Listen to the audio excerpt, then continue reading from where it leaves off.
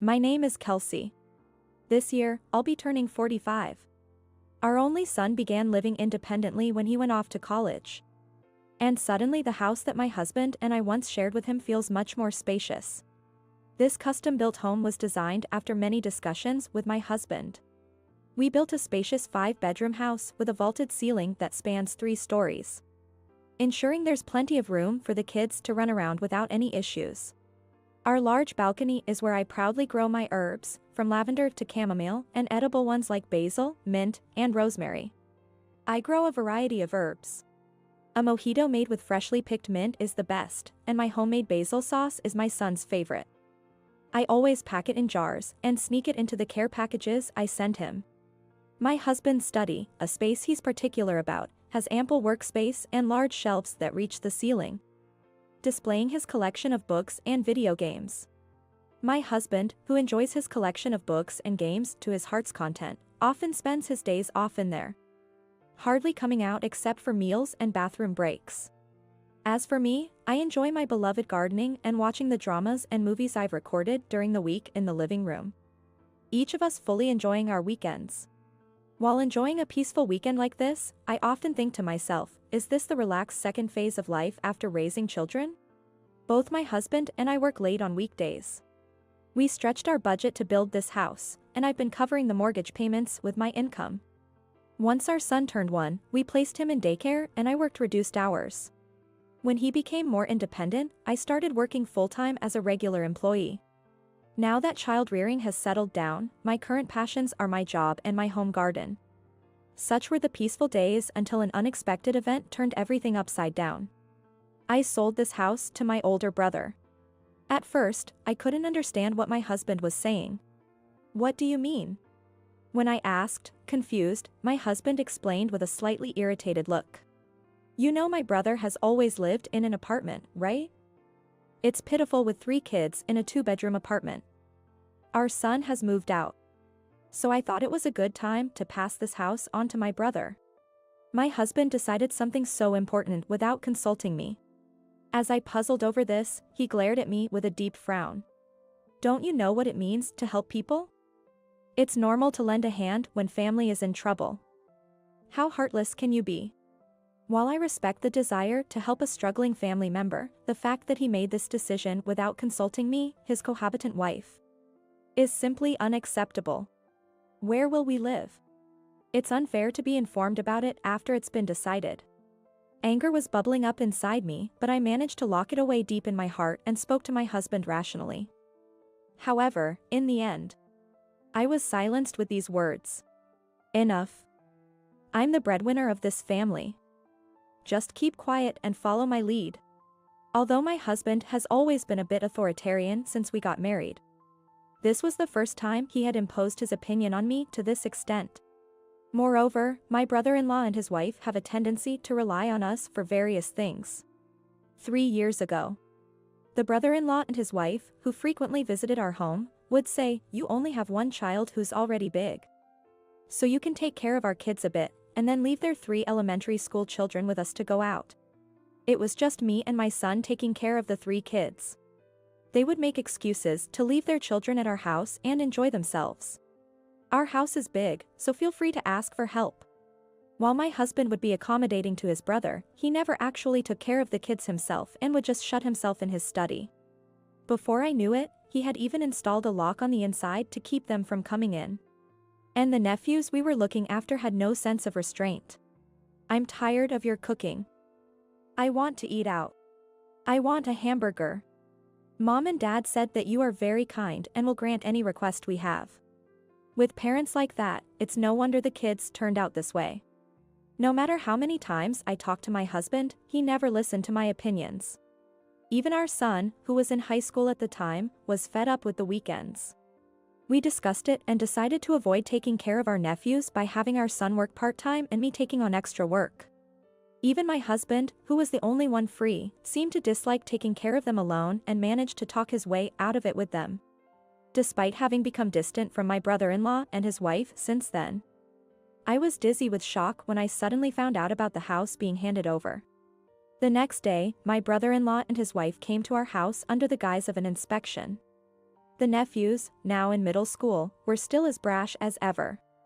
They were making a racket in what they thought would be their new rooms. My brother-in-law, looking pleased, said, "You're moving? Well, this house must be too big for just the two of you now. Don't worry. We'll take good care of it." I had no idea about moving until yesterday, but my brother-in-law showed no consideration. And my sister-in-law, acting as if she owned the place, stood in the kitchen. "Make sure you hire a proper cleaning service before you leave. It'll be a hassle for us if you skimp on that." How brazen can you get?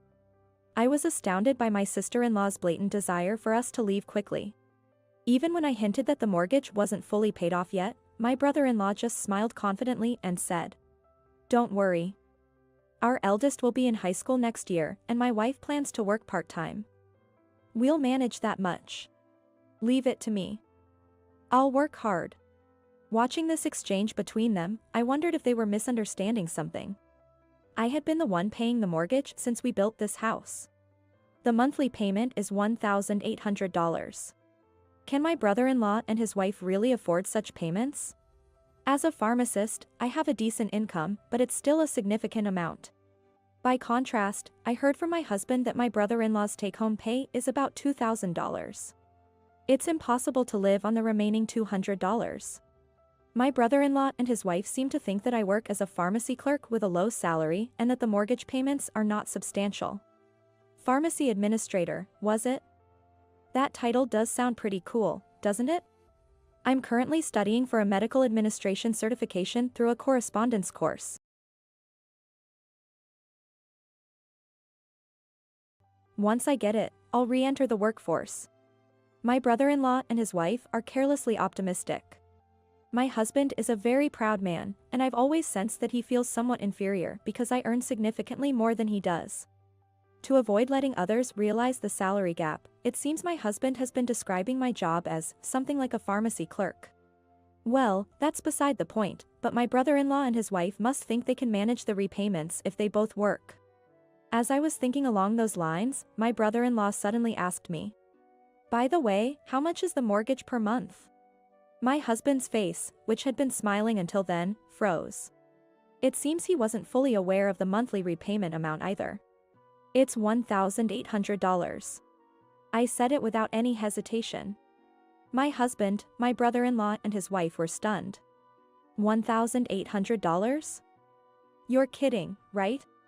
That was the first thing my sister-in-law managed to say. It's no joke. We bought it without a down payment, so we're paying $1,800 a month, including the land." My sister-in-law, turning pale, raised her voice. "We can't afford that." Yes, I think. In my heart, I fervently wished that this matter would simply return to square one. My brother-in-law, shocked by the amount, was confronting my husband. "Are you seriously expecting us to pay this amount every month?" My husband hurriedly whispered to me, "Hey, haven't we been making extra payments? Is there still that much debt left? I've only been paying an extra month's installment with our bonuses. It's a 35-year loan, so even after calculating, we still have 15 years left." As I watched my brother-in-law and his wife's stunned faces, I prayed silently for them to back down quietly. But then my husband said something unbelievable. "All right. We'll continue to pay off the mortgage." Now it was my turn to be shocked. My brother-in-law and his wife, thrilled by the unexpected turn of events, praised my husband for his generosity, exclaiming, "What a big heart you have." Puffed up with pride, my husband was met with a loud objection from me. "What are you thinking? Why do we have to go this far?" Then my husband silenced me with his usual line. "It's only right to help family in need. Why are you so heartless?" I was so appalled I was lost for words. I had lost all patience with my husband's shallowness, trying to look good at all costs. Encouraged by my husband's proposal, my brother-in-law and his wife resumed their inspection of our home.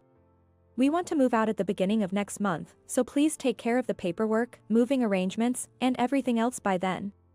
My husband dumped everything on me. My anger meter was off the charts. That night, I called my son, who was living on his own. After explaining our situation and expressing my inability to stay silent any longer, my son laughed intriguingly on the other end. It's about time you decided to fight back. You've been putting up with it for so long, give them a taste of their own medicine. Even if it ends in divorce, Mom, you have the strength to live on your own. Encouraged by my son's supportive words, I resolved to show my husband, his overbearing brother, and sister-in-law that I can stand up for myself. As soon as it was decided that my brother-in-law's family would take over our home, I consulted with the bank where we. In fact, I had been researching things like transferring the mortgage on my own since this issue came up. What I found was that, in principle, transferring a mortgage is not allowed. Typically, changes are made between spouses or between parents and children. This time, it involved a slightly more complicated scenario of changing ownership within the extended family. Moreover, I'm the one on the mortgage. While it's possible to change the name on the mortgage by hiding the relationship, if the financial institution finds out, it could be considered a serious breach of contract, and in the worst case, they could demand full repayment of the loan. Unaware of the high risks involved in changing the mortgage's name, my brother-in-law, his wife, and my husband had carelessly promised to hand over our home. I decided not to do anything until the handover date, focusing solely on my work and household chores. This, of course, infuriated my husband. Hey! Start arranging the movers already. If you keep dawdling, next month we'll be here before we know it. I'm busy with work. You should handle it. Plus, if we're moving out, we need to arrange for our new place to live. What are you going to do about that? You should take care of that. That's what I'm saying, I'm busy. Ignoring my silent husband, I went off to work. As these days went by, my husband must have contracted a moving company himself because large amounts of cardboard boxes started arriving at our home. Look, I've taken care of the moving arrangements. The contract for the new apartment is almost finalized, so stop sulking and start packing. But no matter what he said, I refused to start preparing. Day after day, this exchange repeated, and each time, my husband would loudly blame me. Enough already. Stop being so selfish. If you keep acting like this, I have my own plans. I'll divorce you, you hear me? I continued to ignore him and kept watching TV. The next day, my husband truly said that he wants to divorce. Do you see how serious I am now? I'll forgive you this time, but hurry up and pack. What does he mean by forgiving me this time? I was so dumbfounded I couldn't speak. Calmly, I agreed on divorce. Seeing my action, my husband began to panic, just as I had anticipated. What? You can't be serious, can't you take a joke? I had seen through his bluff. I no longer wished to be with someone who jokes about divorce. With that, I headed to the bedroom. Faced with my resolute attitude, my husband became completely submissive. I'm sorry, I don't want a divorce. I want to be with you forever. His tears and apology took me by surprise. All right, I understand. But we're not moving out of this house, and we're not changing the ownership. We live here together. Although my husband understood my feelings, he was disheartened, saying, "That's impossible. We've promised my brother and his wife, there's nothing we can do now." Don't worry. I gave my husband's drooped shoulders a reassuring pat. On the day we were supposed to hand over the house, my brother-in-law and his wife arrived, loading their belongings into a borrowed pickup truck. It was a weekday, so their kids were at school. Finally, our own home. No need to repay the mortgage, this is perfect. They were as carefree as ever. As they happily entered the house, I stood firm in front of them. I'm sorry, but unless you agree to certain conditions, we cannot hand over our home to you. In my hand were the mortgage documents. As stated here, changing the mortgage's name is basically impossible. If you still want to live here, you'll need to pay off the remaining mortgage in full. My firm stance intimidated my brother-in-law, but his wife was unyielding. It's ridiculous for you to butt in. Just leave already. She was vehement. I showed them the mortgage documents again. It's only natural for me to be involved. I'm the owner of this house. Pointing out my name on the documents, she was visibly shocked. My husband has no rights here. As the owner, I refuse to hand over this house. Please leave immediately. I threatened to call the police if they continued to cause a scene. Just because you earn a bit more, don't get cocky. Can't you share some of that with your family who needs it? You're so cold-hearted. There was no reasoning with her. Being called cold-hearted is fine by me. Instead of always relying on us, please try to manage on your own for once. Set a good example for your children. With that, I went inside the house and locked the door firmly behind me. For a while, my brother-in-law and his wife continued to make a fuss outside. But they eventually left under the disapproving gazes of our neighbors. Shortly after, my husband received a call from my brother-in-law. We've already vacated our apartment. Please let us stay with you temporarily until we find a new place, he begged. My husband quietly responded with no. Unable to contain my amusement, I burst into laughter. It was clear that if we let my brother-in-law's family in, they would never leave. And my husband, intimidated by my firm stance and the divorce oath, had no choice but to stand his ground. My brother-in-law continued to call almost every day. There were times when his wife would call, crying. Yet, my husband steadfastly refused. Isn't it a bit pitiful? They said they don't have the money to rent a new place, and I feel sorry for the nephews. My husband muttered, glancing at me from time to time. It seems he wanted me to show some compassion. Seizing the opportunity, I suggested, didn't you have an apartment lined up for us to move into? Why not let them live there? That's an idea. Smirking, my husband slapped his knee and called my brother-in-law. Later, I heard that my brother-in-law and his family of 5 moved into that apartment. I would like to say all's well that ends well, but a further tragedy awaited my husband. My brother's family isn't paying the rent for the apartment. They said they'd transfer the rent to me, but I've been covering it for months now. Just as expected.